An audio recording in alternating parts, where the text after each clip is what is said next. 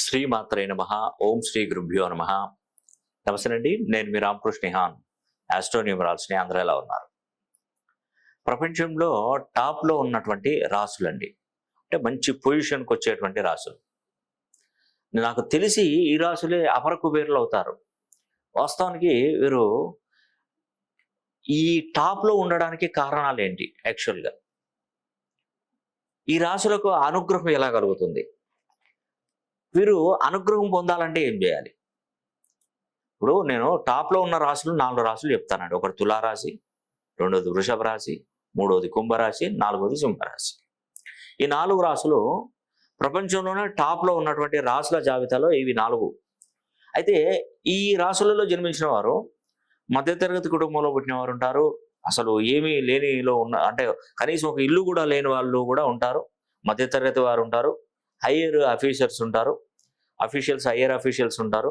Court సంపాదించి పెద్ద పెద్ద బిజినెస్ మెన్లు కూడా దీనిలోనే ఉంటారు, ఈ 4 రాశులు. మరి వాళ్ళకు వీళ్ళకి వ్యత్యాసం ఏంటి? మెయిన్గా ఇప్పుడు చూడండి, గొప్పవాడు ఎప్పుడైనా కూడా అబద్ధం ఆడాడు. గొప్పవాడు అంటే బాగా సంపాదించేవాడికి నీ దగ్గర 4 రూపాయలు నీ దగ్గర నుండి లాగే గుణం వాడికి ఉండదు. గొప్పవాడికి ఎప్పటికైనా మన దగ్గర బోల్డ్ డబ్బు ఉంటుంది కాబట్టి వాళ్ళ ద్వారానే వీళ్ళు బ్రతుకుతారు. వీళ్ళ ద్వారా వాళ్ళు బ్రతకడారు. డబ్బులు ఇప్పుడు ఒకటేనండి. ఇప్పుడు ఒక కంపెనీ పెట్టావు, ఒక కంపెనీలో వర్కర్లను పెట్టారు. ఆ వర్కర్లు చేస్తే ఇతనికి లాభం వస్తుంది, నేను కాదన్నాడు, వస్తుంది. కానీ ఇక్కడ ఏమిటంటే ఇతను ఇస్తేనే వాళ్ళు బ్రతకగలుగుతారు. ఇతను పెట్టుబడి పెడితేనే వాళ్ళకు పని దొరుకుతుంది. పెద్ద పెద్ద ఇండస్ట్రీలు స్థాపించి వాళ్ళకు ఉపాధి కల్పించాలంటే ఇతను ధైర్యంగా ముందుకు వస్తేనే కదా వాళ్ళకు ఉపాధి వచ్చేది. ఒకవేళ ఆ కంపెనీలో ఆ ఉద్యోగస్తులు అందరినీ తీసేసి వేరే ఉద్యోగస్తులు పెట్టుకున్న ఆస్కారం కూడా ఇతనికే ఉండవచ్చు, ఉంటుంది కంపల్సరీ. అంటే మా ద్వారానే ఈ కంపెనీ రన్ అవుతుంది అనే ఆలోచన వాళ్ళలో ఉంటే వాళ్ళని తీసేసి ఇంకొత్త వాళ్ళని పెట్టుకుంటే నడిపించవచ్చు. కానీ ఇతనే లేకపోతే అక్కడ కంపెనీ ఉండదు. మరి చూడండి, అందుకే నేను చెప్పేది ఏంటంటే సత్యయుగం నాటి ఆలోచన విధానం కనుక ఉంటే 3 యుగాలలో ఉన్నటువంటి, అంటే సత్యయుగం, త్రేతాయుగం, ద్వాపర యుగం, ఈ లక్షణాలు ఆ యుగంలో ఉన్నటువంటి ఆ మనుషులకు ఉన్నటువంటి లక్షణాలు ఈ కలియుగంలో గనక ఉన్నటువంటి వారు అపర కుబేరులు అవుతారు. ఇప్పుడు తులారాశి వారు ఉన్నారు, ధర్మబద్ధమైనటువంటి నిజాయితీగా ధర్మబద్ధమైనటువంటి వారు ఆలోచనలో ఉన్నారనుకోండి, ఖచ్చితంగా కూడా బాగుపడతాడు, కోటీశ్వరుడు అవుతాడు. నిజమండి. ఇప్పుడు ఏదైనా కూడా, ఏ పని చేసినా కూడా ఈ కలియుగంలో లంచం లంచం లంచం లంచం, ఇంకేముంటుందండి జీవితం? ఏముంటుంది అసలు? ఏదైనా అంతేనండి. నేను చెప్పేది అది. ఆ భగవంతుడు వాళ్ళని ఎప్పుడు కూడా లంచాలు తీసుకున్నటువంటి అసలు పైకి రానివాడు. నాకు వ్యవసాయ పొలం ఉంది, దానికి ఒక కరెంట్ మీటర్ కావాలి. నేను ధర్మబద్ధంగా అంటే రూల్డ్గా నేను అన్నీ చేశాను. కానీ ఒక మెలికేశారు. మెలికంటే ఇది మీరు ఫామ్ ఫిల్ చేయడం, ఇది తప్పుగా ఫిల్ చేశారు, ఇది ఈ 5 HP మోటార్ కాదు 1 HP మోటార్ తీసుకున్నారు, అది ఉంది, ఫోన్ ఎక్కడో దూరంలో ఉంది, దగ్గరే ఉంది, పక్కకే ఉంది. నా మోటారు బోర్ బావికును ఇక్కడ పక్కకి జస్ట్ ఒక 20 feet కూడా లేదు, దాన్ని రిజెక్ట్ కొట్టేశాడు. డబ్బే ప్రధానంగా, డబ్బు కావాల్సిందే ఎవరికైనా. కానీ నేనేదో అతనికి అంతకంటే తను ఆశించిన దానికంటే వాళ్ళ పిల్లలకి చదువులకు నన్ను అడిగితే నేను పిల్లల్ని డబ్బులు ఇచ్చి పిల్లల్ని చదివించుకో, ఇంత డబ్బు తీసుకో అని అనేవాడు. కానీ రిజెక్ట్ చూపెట్టి డబ్బులు లాగడానికి ప్రయత్నిస్తున్నారు. ధర్మబద్ధంగా, అయ్యా ఇక చేసి పెట్టాను, నాకు ఎంత ఇవ్వండి, నా పిల్లలకు నేను చేసి పెట్టుకోండి, నేను బ్రతకడానికి అవుతుందంటే 1,00,000 రూపాయలు ఇస్తానండి. 1,00,000 రూపాయలు ఇస్తాను. ధర్మబద్ధంగా నీ పన్ను చేసావు, నా తృప్తి కోసం నేను ఇస్తాను. నా దగ్గర డబ్బులు ఉన్నాయి, బోల్డంత డబ్బులు ఇస్తాను. ధర్మబద్ధం, నీకు మంచి జరుగుతుంది. నేను ఇచ్చే డబ్బు నీకు మంచి జరుగుతుంది, నీ పిల్లలు బాగుపడతారు, మంచి ప్రయోజకులు అవుతారు. కానీ నన్ను ఇబ్బంది పెట్టి నువ్వు డబ్బులు ఆగేసుకున్నావు అనుకోండి, అంటే ఉదాహరణ చెప్తున్నానండి, ఒక ఉదాహరణ మాత్రమే చెప్తున్నాను, అవి నీకు నిలబడవు. నువ్వు ధర్మ మార్గంలో డబ్బు తీసుకోలేదు కదా, నీకు నిలబడవు, అవి మొత్తం వెళ్ళిపోతాయి. అది ఏదో ఒక అనారోగ్య సమస్యలకో ఏదో నష్టమో కష్టమో అన్నీ మొత్తం వెళ్ళిపోతాయి. ఒక్క పైసా కూడా నీ దగ్గర నిలబడదు. అవునండి. మన మన పని మనం చేసుకుని పోవాలండి. మన గవర్నమెంట్ జీతాలు ఇస్తున్నారు, మనం మన పని మనం చేసుకుని పోవాలి. ఏదైనా మోసం మోసం మోసం. నిజమండి. నేను ఒక కొత్తగా బిల్డింగ్ కన్స్ట్రక్షన్ చేశాను. ఒక పోల్ అనేది దూరంలో ఉంది. రిజెక్ట్ కొట్టేశాడు. అది కూడా రిజెక్ట్ కొడితే మళ్ళీ అతని కింద ఉన్న వాళ్ళ ద్వారా ఫైర్ రోల్ చేయించడం. చేయించి డబ్బులు ఇస్తే పని అయిపోతుందని డబ్బులు లెక్క పెట్టి ఇచ్చేసాడు. అప్పుడు ఆ పని సులువైపోయింది. డబ్బు తొందరగా ఇవ్వడం వల్ల పని మనకు ఈజీగా అయిపోయింది. అది ధర్మబద్ధంగా కాదు. అంటే ఇలాంటి వ్యవస్థలో మనం ఎంత డబ్బులు ఇచ్చినా కూడా అది వాళ్ళకు చెందదు. అంతేనండి.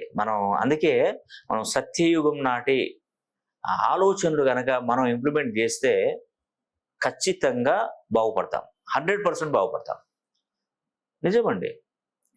ఒక అతను నా దగ్గరకు వచ్చిన అతను, సార్ గురువుగారు నాకు 12 సంవత్సరాలు అవుతుంది గురువుగారు, నాకు సంతానం లేదు. నాకు కలలో భగవంతుడు కనిపించి, గురువుగారి దగ్గర అతని హస్తవాసి మంచిది, అతని దగ్గర నుండి ధనాన్ని ఎంతో కొంత ఒక రూపాయి అయినా కూడా తీసుకో, అతనితో తీసుకొని ఆ రూపాయిని హాస్పిటల్ ఖర్చు పెట్టి ఆ మెడిసిన్స్ వాడు, నీకు తప్పకుండా సంతానం కలుగుతా. అతని ఆలాపన చెందాడో, నా వీడియోలు చూశాడో, అతని ఊరికే చూడడం వల్ల కూడా ఇలాంటి ఆలాపనలు పడతాయేమో నాకు తెలియదు, భగవంతుడు అనుగ్రహం కలుగుతాం. నన్ను ఫోన్ చేసి అపాయింట్మెంట్ తీసుకుని, గురుగారు మీ చేతితో ఒక 10 రూపాయలు ఇవ్వండి, నేను IVF చేయించుకుంటున్నాను, మా భార్య విషయంలో IVF చేయించుకుంటున్నాను, సంతానం సక్సెస్ కావాలనేది ఆశీర్వదించండి, మీరు నాకు డబ్బులు పంపండి అని. మీరు ఫోన్పేనో గూగుల్ పేనో కొట్టండి, ప్లీజ్ గురుగారు ఒక 10 రూపాయలు ఇవ్వండి, నాకు నమ్మకం, నా దగ్గర డబ్బులు ఉన్నాయి కానీ నేను పెట్టుకుంటాను ఖచ్చితంగా కావాలంటే.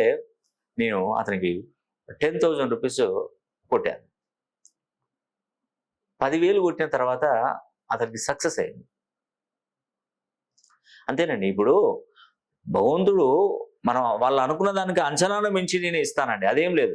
దాని వల్ల ఏ ఇబ్బందులు లేవు. మీరు నమ్ముతారో నమ్మరు, నేను ఏదైనా కూడా డబ్బుకు ప్రయారిటీ ఇవ్వనండి. ఒక అమ్మాయి చదువులో వెనకబడిపోయి, అంటే వాళ్ళకు ర్యాంక్ వచ్చింది, చదువులో వెనకబడిపోయింది. ఎందుకంటే వాళ్ళకు ఆ డబ్బులు కట్టేంత స్తోమత లేదు. మంచి ర్యాంక్ వచ్చింది కదా, చదువుకుంటూ అయిపోయింది. ఆ తల్లి ఫోన్ చేసి వాళ్ళ కూతురు గురించి, ఆమె కరెక్షన్ తీసుకుని వాళ్ళ కూతురు గురించి విషయం చెప్తే, అమ్మాయికి ఎంత ఖర్చు అవుతుందో నేను పెట్టుకుంటానమ్మా, నేను మీ పాపను చదివిపిస్తానని చెప్పి అమ్మాయికి సహాయం చేశారు. ఎప్పుడైనా అంటే టైం వచ్చింది కాబట్టి నేను చెప్తున్నానండి. కొన్ని ఏదో రకంగా భగవంతుడు, నేనే కదండి, ఇంకా వేరే వాళ్ళు కూడా సహాయం చేసేవాళ్ళు ఉంటారు, సహాయం చేస్తూనే ఉంటారు. 100 మందిని అడుగుతూ ఒక్కరైనా దానిలో ముందుకు వస్తారు సహాయం చేయడానికి. ఇదంతా భగవంతుడు కల్పిస్తాడు. అది మన మనసులో మనం ధర్మబద్ధంగా నిజాయితీగా ఉంటేనే మనకు మంచి జరుగుతుంది. నేను చెప్తున్నాను, ప్రపంచంలో టాప్లో ఉన్నటువంటి రాశులు ఒక 4 రాశులు మాత్రమే. ఒకటి తులారాశి, రెండోది వృషభ రాశి, మూడోది కుంభరాశి, 4వది సింహరాశి. ఈ 4 రాశులండి. ప్రపంచంలో ఉన్నటువంటి టాప్ రాశులలో ఈ 4 రాశులు చాలా అద్భుతమైనటువంటి గొప్ప గొప్ప రాశులలో ఈ రాశులు బ్రహ్మాండంగా ఉంటాయండి. వీళ్ళకు అసలు తిరుగు ఉండదు. కాకపోతే వీరు మెయిన్ ఏంటంటే, వారి పేరు బలాన్ని పెంచుకోవాలి. 360 డిగ్రీలు 270 to 360 డిగ్రీ కోణంలో వారి పేరును మనసరి చేసుకోవాలి. చేస్తే వాళ్ళ జన్మ ధన్యం అయిపోతుంది. అసలు మామూలుగా ఉండదండి. లైఫ్ అంతా కూడా చాలా అద్భుతంగా ఉంటుంది. కానీ ఒకటేనండి, నేను పదే మళ్ళీ చెప్తున్నాను, అనవసరంగా ఒక వ్యక్తులను పీడించి తీసుకునేటువంటి డబ్బు మీకు చెందదు. వద్దు, అది తీసుకోకండి. దానివల్ల ఎలాంటి డెవలప్మెంట్, మీరే ఒక 100 మందికి ఉపాధి కల్పించేంత స్థాయికి ఎదగాలి. కాబట్టి మీరు చిన్నగా సంపాదించుకున్నా కూడా న్యాయబద్ధంగా, ధర్మబద్ధంగా సంపాదించుకుని పైకి రండి. ఇప్పుడు నేను ఒక క్యాస్ట్ గురించి చెప్తున్నాను అనవద్దు. వైశ్యులు సంపాదించడంలో సిద్ధహస్తులు, వైశ్యులు ఒకరికి హాని తలపెట్టరు. గుర్తుపెట్టుకోండి, ఆర్యవైశ్యులు ఒకరికి హాని తలపెట్టరు. వాళ్ళు కష్టపడి పైసా ధర్మబద్ధంగా సంపాదిస్తారు. ఈ రోజు చూస్తే కోటాను కోట్లు సంపాదించినటువంటి వాళ్ళే ఉన్నారు. రెడ్డీస్ డబ్బు పరంగా ఎవరికైనా కూడా అతని చేయి గొప్పది. ఎవరికి ఎంత డబ్బు ఏదైనా కావాలంటే 10 రూపాయలు ఖర్చు అక్కడ 20 రూపాయలు తీసుకో అని చెప్తారు. ఆ అస్తవాసి మంది ఇంకా వాళ్ళు బాగా సంపాదించి కోట్లు సంపాదించిన వాళ్ళు ఉన్నారు. ఎక్కడున్నా కూడా వాళ్ళు ముందుంటారు డబ్బు ఖర్చు పెట్టడంలో. ఏదైనా ధర్మబద్ధంగా ఉండే వాళ్ళలో ఈ ఆర్య వయసులో అయితే చాలా టాప్ నంబర్ 1 పొజిషన్లో ఉంటారు. వాళ్ళు బాగా సంపాదించి ఉన్నతంగా చేస్తా భగవంతుడు వాళ్ళకి కల్పిస్తూనే ఉంటారు. ఎంతో కొంత ఒక 1% ఉంటే నార్మల్గా ఉండేవాళ్ళు ఉంటారు. అందరూ సంపాదించిన వాళ్ళే. ప్రపంచంలో ఉన్నటువంటి టాప్ రాశులలో తులారాశి, వృషభ రాశి, కుంభరాశి, సింహరాశి ఈ 4 రాశులలో పుట్టినటువంటి వారు చాలా అపర కుబేరులో అవబోతున్నారు. వీరే టాప్ లో ఉన్నటువంటి రాశులు. ఒక్కసారి మీ పేరును మంచి సంఖ్యాబలంలోకి మీరు మార్చుకొని చూడండి, తప్పకుండా మీరు బాగుపడతారు. ఈ వీడియో కనుక మీకు నచ్చినట్లయితే లైక్ చేయండి, షేర్ చేయండి, కామెంట్ చేయండి. సర్వే జన సుఖినో భవంతు.